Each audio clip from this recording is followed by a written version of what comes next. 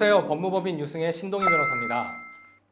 오늘은 제가 첫 번째 주제로 기업의 계약서와 관련된 이야기를 해보려고 나왔습니다. 중소기업의 법률 자문을 진행해 보다 보면 생각보다 계약서가 굉장히 부실한 경우가 많은데요. 계약서의 중요성을 간과하는 경우도 있을 것이고 계약서를 꼼꼼하게 작성할 수 없는 경우도 있을 것 같습니다. 제가 한번 자세히 이야기해 보도록 하겠습니다. 특히 이 기계를 제작하여 특정 회사에 납품하는 제작물 공급 계약을 하는 업체에서 계약서가 부실한 경우가 많은데요. 특정 기계를 제작하여 발주업체에 납품하는 가상의 회사, 신동기업이라는 회사가 있다고 치겠습니다. 그 기업이 계약서를 작성해서 기계를 납품하는 경우를 산정해 보겠습니다.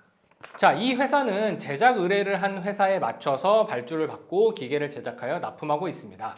기한을 맞춰 기계를 제작하면 발주한 회사에 다시 가져가서 납품하는 형태죠. 자, 이렇게 제작물 공급 계약을 납품하는 경우에 이 계약서가 부실하게 작성되는 경우가 많아요. 그 이유는 이런 겁니다. 계약을 체결할 당시만 해도 굉장히 사이가 좋죠. 당연하죠. 왜냐하면 영업을 하는 입장에서는 상대방에게 좋은 인상을 얻어야만 계약서를 작성할 수 있기 때문입니다. 그렇기 때문에 제작업체 입장에서 자기가 원하는 내용을 계약서에 다 담기가 쉽지 않아요.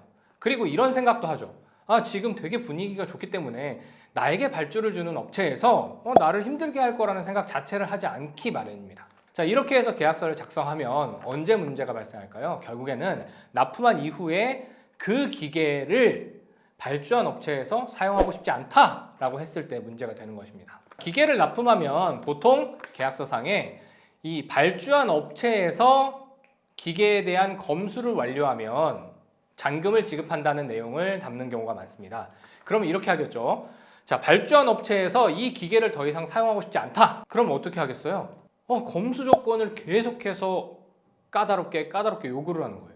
이 기계가 충분히 사용할 만한 기계임에도 불구하고 이거는 이런 기준을 좀 갖췄으면 좋겠습니다. 다시 검수했으면 좋겠습니다. 그 다음에는 또 이거는 이런 기준을 좀 갖췄으면 좋겠습니다. 다시 검수하죠.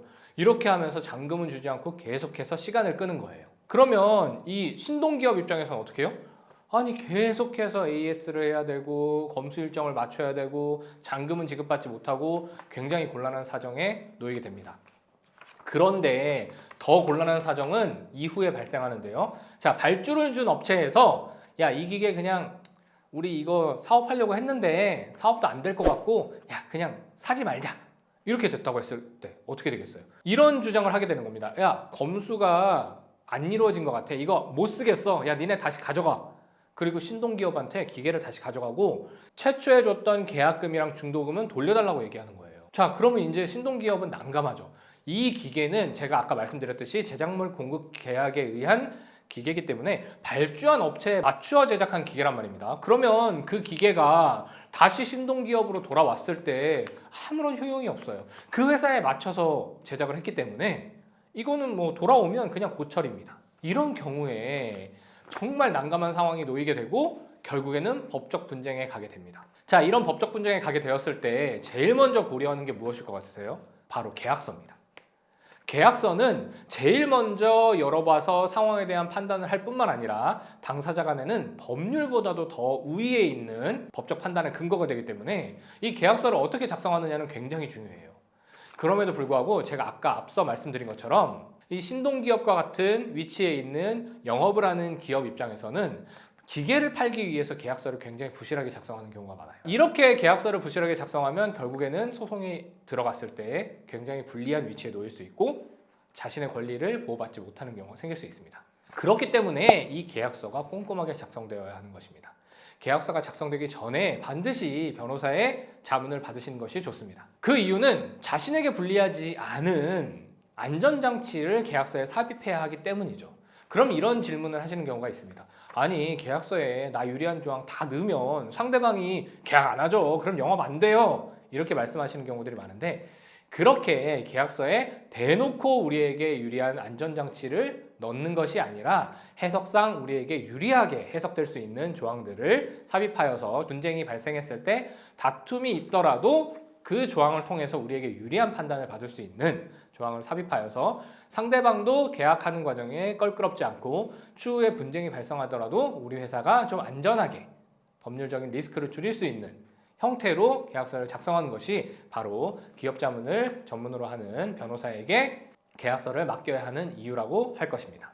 특히 우리 법원의 경우에는 제작물 공급 계약에 있어서 일의 완성이 입증된 경우라면 그 계약을 해지할 만큼의 중대한 하자는 계약의 효력을 부정하는 쪽에서 입증해야 한다라는 입장이 있기 때문에 기계가 정상적인 기능을 갖춰 완성되었음을 입증할 수 있는 자료를 충분히 확보하신 후에 계약서까지 잘 작성된 상황이라면 소송에 가셔도 전혀 문제가 없을 것이라고 생각합니다.